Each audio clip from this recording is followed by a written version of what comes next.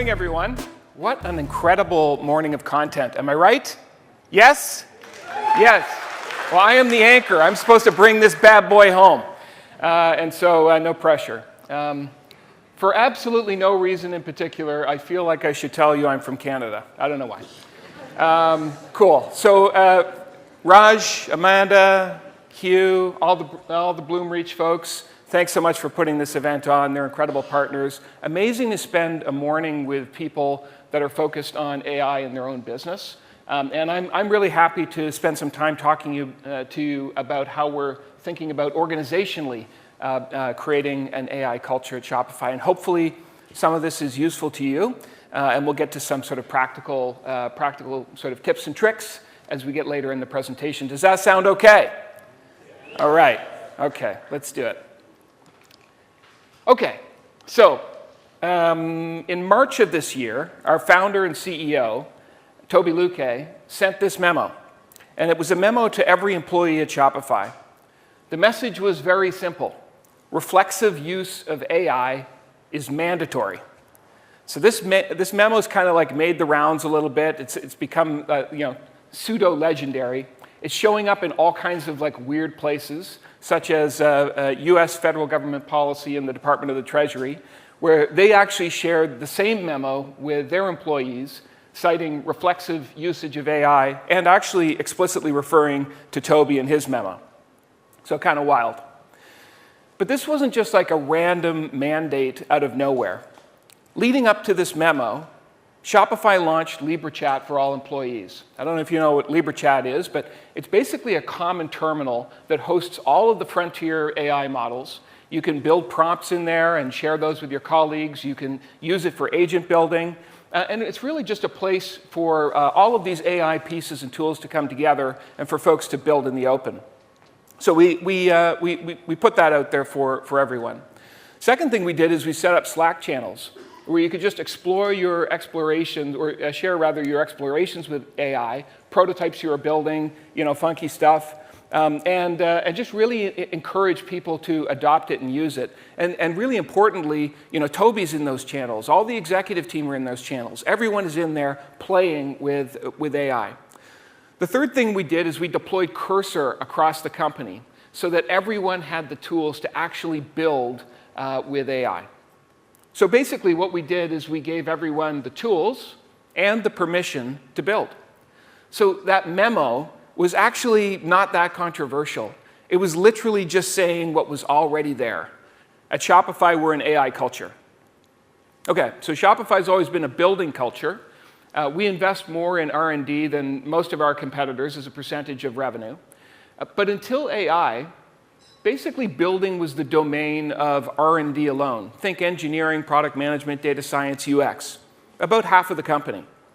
With AI tools, basically 100% of the company can now build.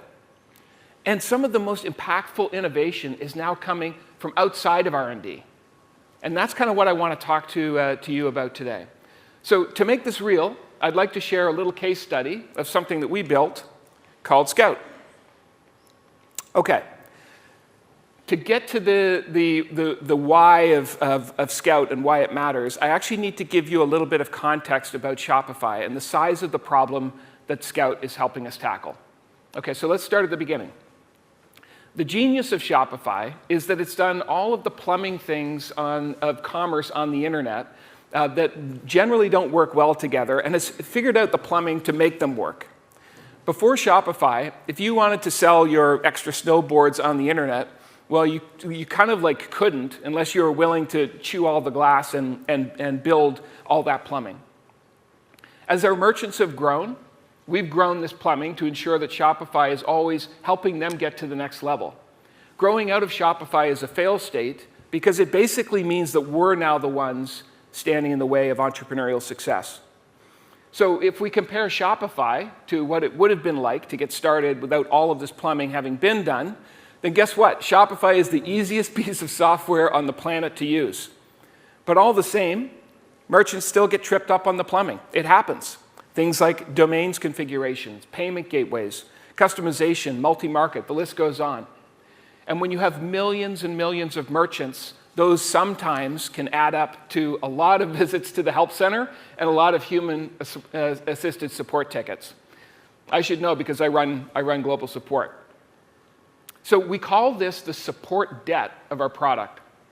And to service this debt, we have an army of merchant support advisors, and that army needs to be fed and watered, handle times, smiley rates, workforce planning, training, onboarding, offboarding, all of that kind of like, all those human handoffs to run an army.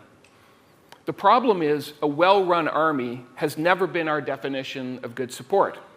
So what is our definition of good support? Well, we think of good support as being two things. The first is we want to invite all questions. We want to be the place where entrepreneurs go to get unstuck. We want them to develop that behavior of asking and self-resolving because that's actually a really great leading indicator for entrepreneurial success. And we want that resolution to be delightful and efficient. These are the obvious use cases for AI in customer experience and support. So we've leaned into them. We've improved our self-service tools like Sidekick. That's our agent that sits in the admin and takes actions on behalf of the merchant. We've improved our help center and imbued it with AI search. We've improved our help center assistant AI chatbot. And all the way down the funnel, we're making those investments in AI to help merchants get unstuck on their own. Okay, so we've had a lot of success. Merchants are getting unstuck faster and more of them than ever before. And we're always ensuring that the most complex use cases, someone can always speak to a human, or if the merchant just prefers to speak to a human. Satisfaction is generally increasing as we've taken this journey. There's been some ups and downs, but it's over time, it's been up and to the right. So those are the obvious things that you would expect us to do, probably stuff that you're doing. But the second and actually most important condition of good support is that the product of Shopify actually gets better. Our goal isn't to run the best army of advisors and AI services. The fact that an army is needed is itself a bug. Our goal is to get out of the way of entrepreneurship, for the product to be so good that there's no reason to call support. Like, that is actually what we're trying to achieve. So, how does support make the product get better? Okay. So first, support is where we hear that something is not working for our merchants. And we hear it, as I say, we hear it in large numbers because of the number of merchants. Making sense of all this feedback has historically been pretty toilsome. Product feedback is scattered all over the place. We have it in support tickets. We have it in Reddit, Slack, sales transcripts, all over. Nobody had a full picture. And it was really hard for product teams to keep up with what really mattered, to separate the signal of what's wrong with our product from the noise. The way that we surfaced that insight to R&D was a very human-dependent manual system. Someone to create the report, someone to champion the report, someone to be in the meeting at the right time, someone to make R&D care. In many ways, very political. This doesn't scale very well, and that's a problem. But the other problem is that this feedback didn't live in R&D work surfaces, resulting in literally hundreds of Looker dashboards, digests, meetings. You had to be in the right room. Our product teams literally had to put down their building tools to go and figure out what to build. Okay, so now you have the context. A super important problem that we've been hacking away on for 20 years because the payoff for our merchants is just so big. Imagine a product so good you never had to call support. So cue the AI culture, permission to build, tools to build. This is what allowed us to build Scout. Okay, so what is Scout? So technically Scout is an MCP, a Model Context Protocol Server. It's essentially a plugin. MCPs act as connectors that allow AI to safely access databases, file systems, and other tools. This means we don't have to build custom integrations for each source of merchant feedback.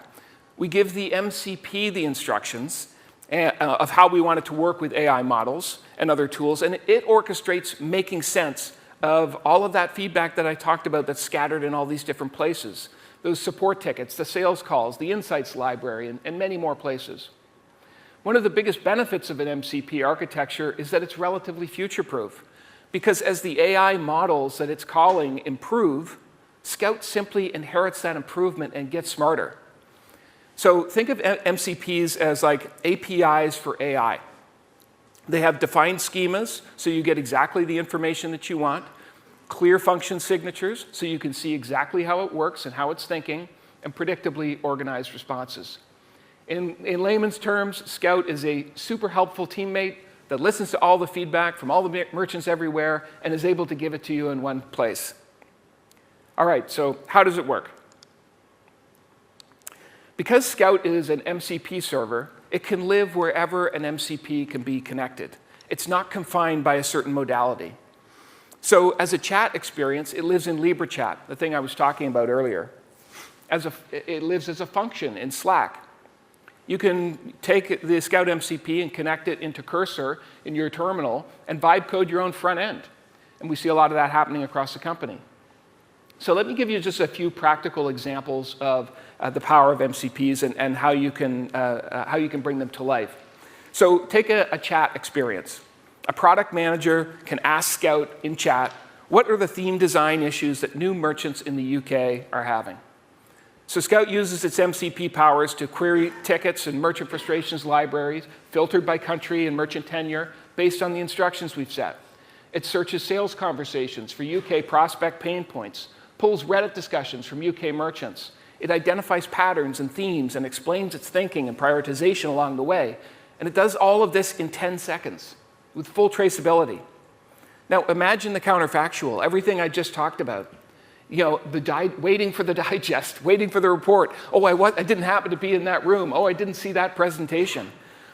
Now that is all at a product manager's fingertips in 10 seconds. Incredibly powerful, but also powerful insofar as it is in a surface of work that is native to R&D. Okay, second example. A product manager is in Slack. They post a friction log of how hard it is to use the theme editor, and their team is chatting about it in Slack. They're discussing it. Any member of that Slack channel can simply, because Scout is plugged into to Slack, they can simply click Save the Feedback to Scout, and Scout disambiguates the thread, categorizes the feedback, saves it to its repository, and in that instance, Scout gets smarter for all of R&D, not just that team. So now you can see the power of what can be built with these AI tools. A couple of simple cases. But what's really cool, and this is the culture piece, is what happens, not in the out-of-the-box examples, but when we give Scout to an AI culture and see what happens in the wild. It's worth noting that Scout was not built by software engineers. It was all non-R&D folks in support. They had been given the same tools and permission as everyone else. They took the initiative and started vibe coding against an old and really important problem. And similarly, when we released Scout into the wild, our AI tools cultures grabbed it, and now they're doing things with it that we hadn't even thought of. They're connecting it to other AI tools to make their work more grounded in merchant feedback. So product leaders, here's a couple of well, actually we talked about the out-of-the-box examples. Let's talk about some of the wild examples. So product leaders are using Scout to understand the difference between the projects they're working on, their roadmap, and what our merchants think our roadmap should be. What's the diff? Like, good to know, yes? Very powerful. A designer in our admin team has built basically an admin playground in Cursor that connects to the Scout MCP and puts the merchant's frustration directly into the surfaces that they're designing. So the merchant is with them as they're designing those problematic surfaces. And another example is that our ad experience team is chaining together multiple agents with the Scout MCP to understand what is the merchant acceleration and GMV impact of solving these problems that they've brought to us so that we can prioritize the things that are going to be most impactful for our merchants. This is just a sample, and there are many more that are happening in the wild. Now, these may seem simple, but the implications of them are quite profound. With Scout, R&D teams get straight to the real problems fast instead of guessing and digging. And it's not opinion, it's empirical. Hundreds of thousands of interactions every month. Now imagine the counterfactual. The merchant pain from our product can now be felt and understood by anyone at the company at any time. It's scaled merchant empathy. Here's a fun example. Imagine a senior R&D leader, not mentioning any names, Toby Luque, getting conflicting testimony about merchant pain in a product review, a live product review. How does the dynamic of that review change when everyone in that review knows that anyone can access the ground truth in 10 seconds? It becomes a richer discussion. It becomes a discussion that is devoid of politics and is focused on actual problem solving. So listen, it's early days, but we've been seeing the impact already. We're getting clear merchant signal to R&D, and that's been a tough riddle to solve. To put the adoption into context, since we released Scout, the closest we got to solving this problem was about a year and a half ago when we kind of created this like Death Star looker table called the Voice of the Customer Explorer. And we went around the company beating people over the head to use it, and eventually in 1 month, there were 300 people that actually used it. In the first 12 weeks since launch, Scout has crossed over 8,000 LibreChat chats, 60,000 tool calls. There's close to 2,000 unique users. 70% of all product managers at the company are using Scout. And we are seeing Scout's insights in our project management tool, Vault, which is where we decide what we're going to build and not build, which is our most clear indication that that merchant feedback is landing directly into R&D and what we're building. So, what can we learn from Scout and the AI culture that allowed it to happen? Well, here are a couple of things that anyone can do, anyone in this room. First, give everyone the tools and permission to build. Scout wasn't built by our engineering team. It was a small group of non-R&D folks who saw a problem and picked the tools up. The most powerful thing you can do is democratize building and democratize creation. These tools give people superpowers.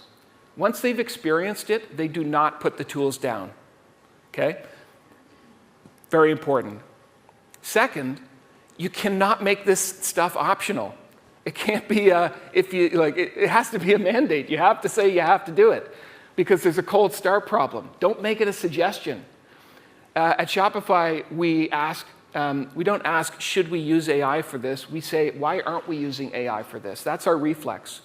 The moment you make this optional, you create a two-speed organization where half the company is flying on jetpacks and the other is sitting in traffic. Don't make it optional. Clarity gets you past the cold start problem. Use the tools to create feedback loops. Man, this is what AI does best. Okay, the feedback loops are everywhere, and we see them in all of our businesses, and we've created ways to capture them in some way or form. But this is really the AI use case. Every time someone uses Scout, it actually gets smarter. Every query teaches it something new. Build systems that learn from their own usage. This is the sweet spot for LLMs. And then finally, measure culture, not just outcomes. Focus first on creating that reflexive behavior. Measure how many people are actually building. How many people are sharing those wacky concepts in Slack channels? How many wild prototypes have we seen? Culture is the leading indicator. Outcomes are the lagging. So I think this room is very clear and grounded in the fact that the future belongs to organizations where anyone can build and where problems are solved at the speed of thought, where the distance between having an idea and testing it approaches zero. We have those tools today. Your Scout is out there waiting to be built, and the question is not whether you have the technology, because you do. The actual question, with the tools that are in front of you, is the most fun question, and that's what should we build? Thank you.